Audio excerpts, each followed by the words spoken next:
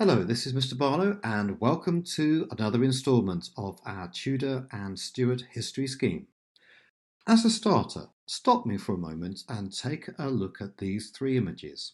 What do they have in common? Well, let's identify the three images, if you haven't already. Left, we have the Houses of Parliament. Centre, a bonfire and fireworks celebration. And right, King James I of England, the 6th, if you live in Scotland. The connection, of course, is the Gunpowder Plot of 1605 to blow up Parliament with James in it, and we celebrate being saved from such a fate each year on the 5th of November, the date set for the dastardly deed.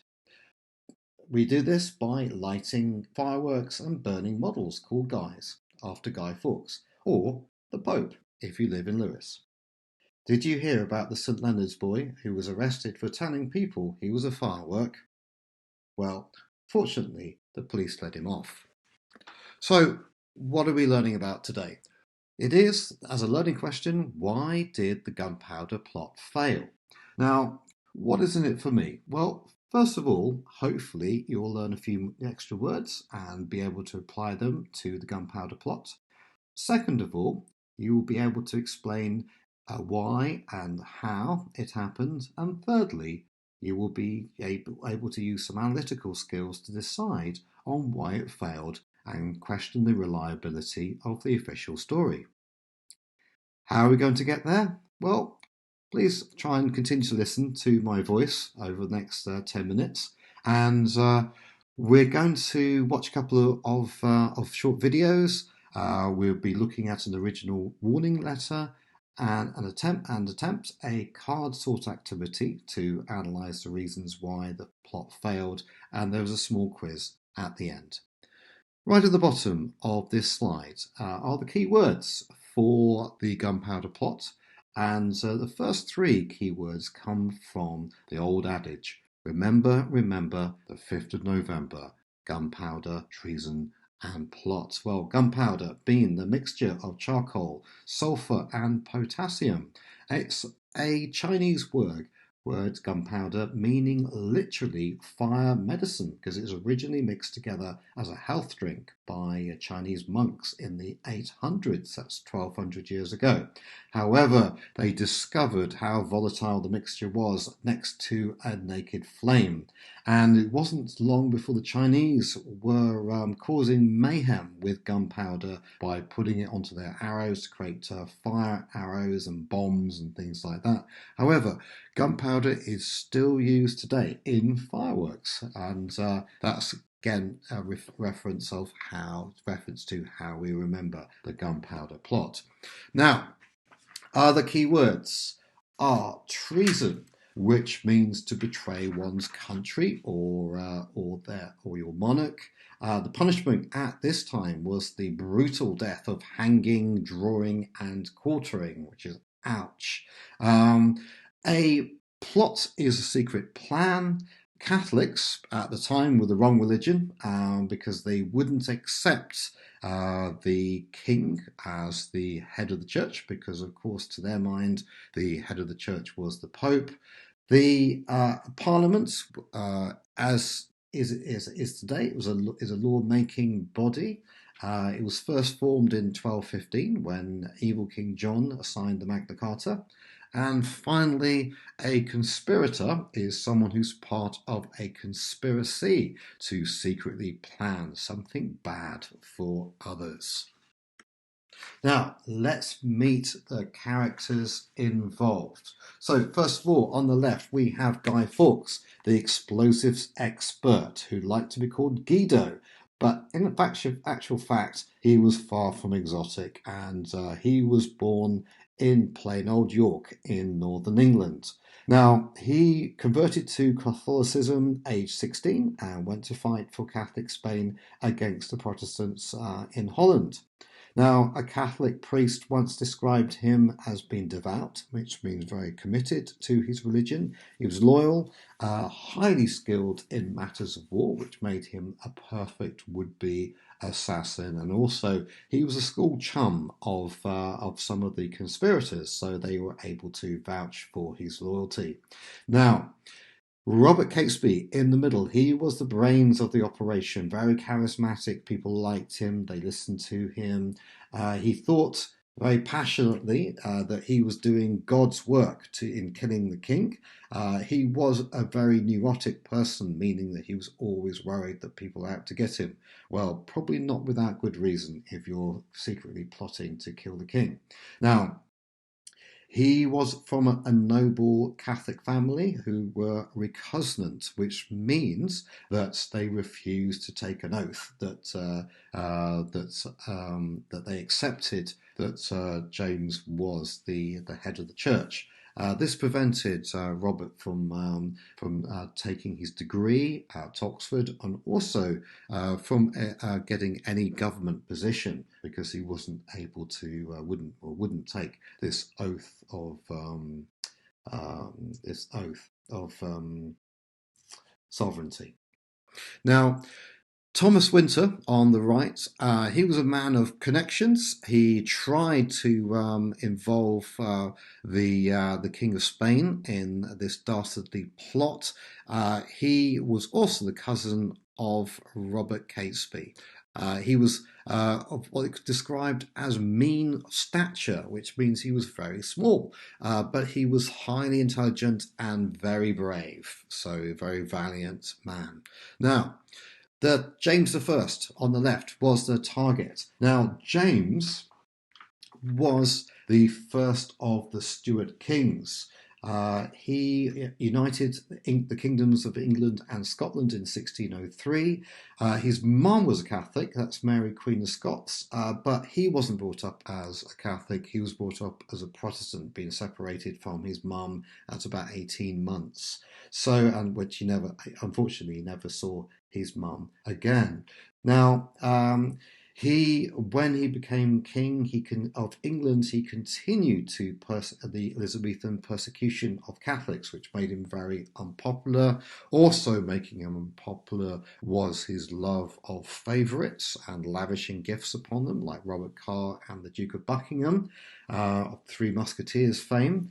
And he was also Scottish, which was being Scottish was viewed as being a foreigner. Been a foreign king in those days. So three very good reasons in the 17th century to dislike him. Now, in the centre was Robert Cecil. Now, Robert Cecil was the son of Lord Burleigh, who was Queen Elizabeth's chief minister. He was a highly intelligent man, very highly manipulative. He ran the Secret Service and a network of spies for James, and he was... although he was very short in stature, said to be only about 5 feet tall with a hunchback, he was not a man to be crossed.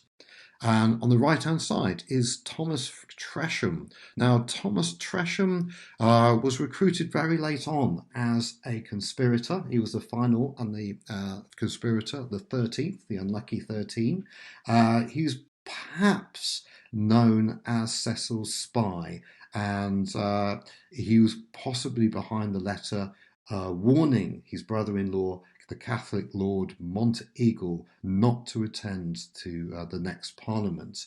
Tresham was also the only conspirator not to be executed, although he died a month later anyway. Now, what I'd like you to do is to click onto the hyperlink for the YouTube video and watch the part 1 of the animated The Gunpowder Plot.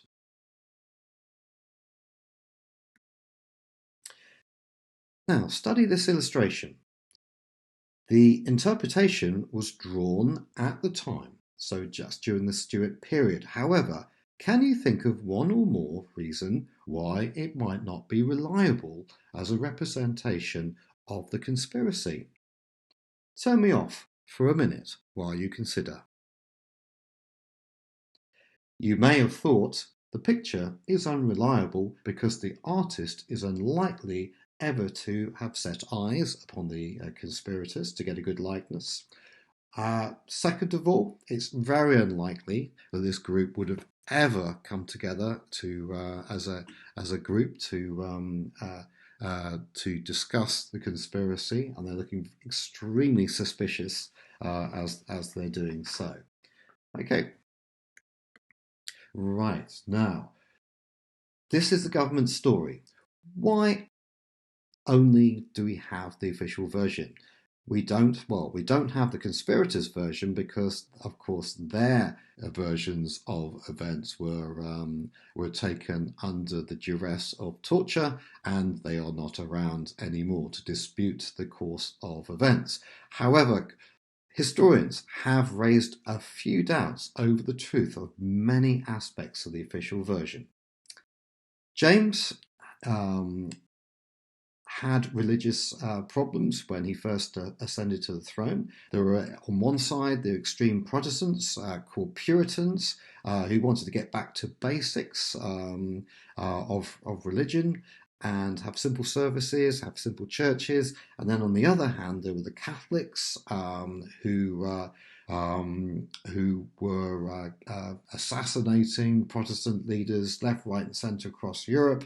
And but both of these religious groups got short shift from James. Now, James kicked out the Catholic priests, made it illegal for them to be here under the pain of death, and a small group of Catholics began to plot to kill him when he next visited Parliament. The conspirators then planned to seize James's daughter, the young Princess Elizabeth, and make her queen and bring her up as a Catholic. Now, it was Robert Catesby's idea, apparently, to blow up Parliament. Another conspirator, Thomas Percy, he rented a house next to the House of Lords, and they tried to tunnel through. However, when they realised how thick the foundations were, they gave up. But Lady Luck then reached out because a coal cellar running under the House of Lords was about to be let. You could do let things like that under government buildings in those days. Now, the conspirators, Percy rented it, and the conspirators brought in 36 barrels of gunpowder, enough to obliterate a mile radius of London, including the king and all his great and good nobles. Now, question, how did they lay their hands on such a large amount of powder when the only big stash of gunpowder was guarded in the Tower of London? Perhaps they had official help. Well, we'll never know, as the Tower records of 1604 are missing. Also, of interest, the coal cellar owner mysteriously died on the 5th of November. So that's the very morning of the plot that wasn't. So whether he knew too much, we'll never know, or who he was. Well, next, Guy Fawkes was recruited to light the fuse, and most of the conspirators were to wait outside London for news of the explosion to spread the rebellion. Now stop me and watch the second part of the gunpowder video by clicking onto the hyperlink in blue.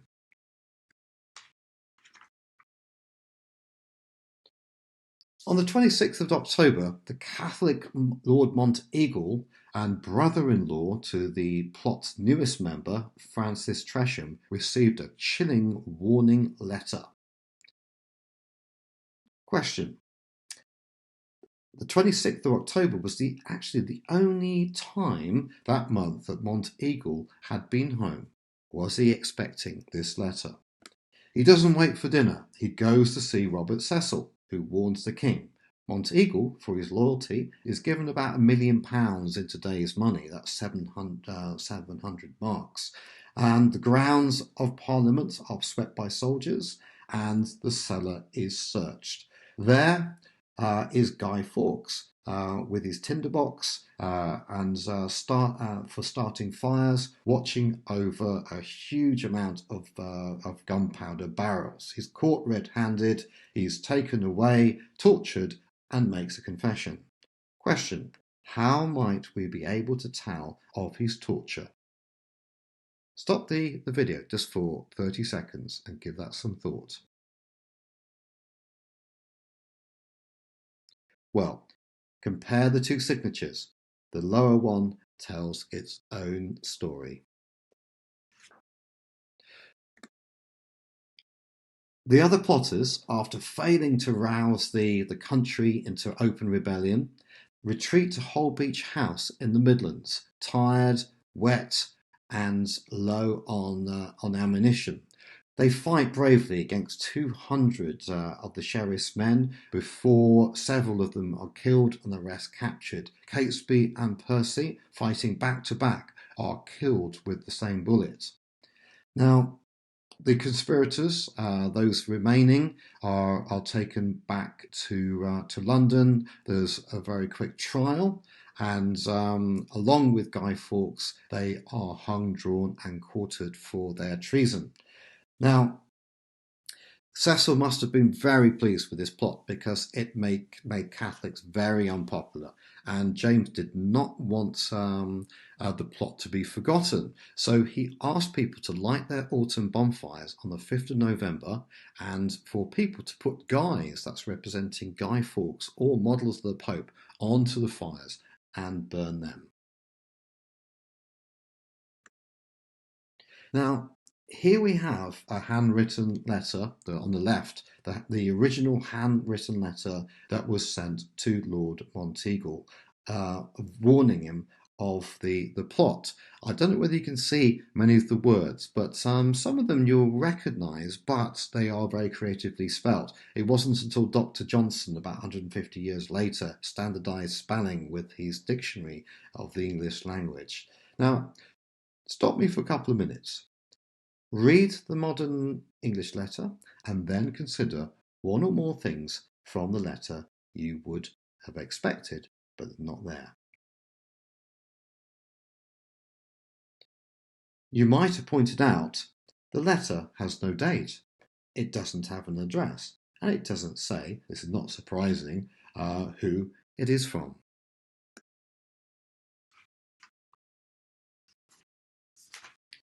Now read the historian's comments. Monteagle doesn't get a mention in any of the conspirators' confessions, which seems unusual if he was somebody who had been warned of the plot. Now, it leaves us thinking, who might have really sent the letter? Is it possible the letter was set up and sent by Cecil himself, or did Francis Tresham, the newest conspirator, who never faced trial or was executed, did he write the letter and warn his brother-in-law? Now, at the trial, no witnesses were called, and the original confessions were never seen. And Cecil, despite telling the sheriff that he wanted the ringleaders captured alive, he rewarded the soldier who killed Catesby and Percy with 10 pence a day for life. And bearing in mind the average wage was 7 pence a week in those days, that was quite a princely sum for the killing. Now turn me off for 5 minutes and write a paragraph on how far you trust the official story. Judge the story as I trust it a lot, I trust it a little, or I don't trust it at all. So scale how much you trust the official version and explain why.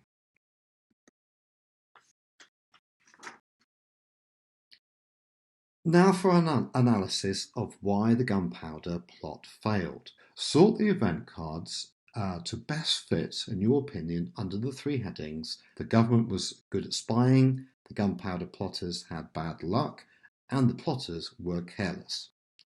Question: in your opinion, which reason was the most important and why? Turn me off for 10 minutes whilst you do this.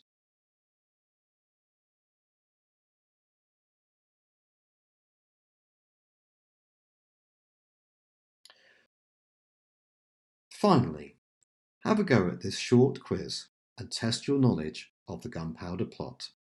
Thank you very much for listening. Now turn me off for a final time.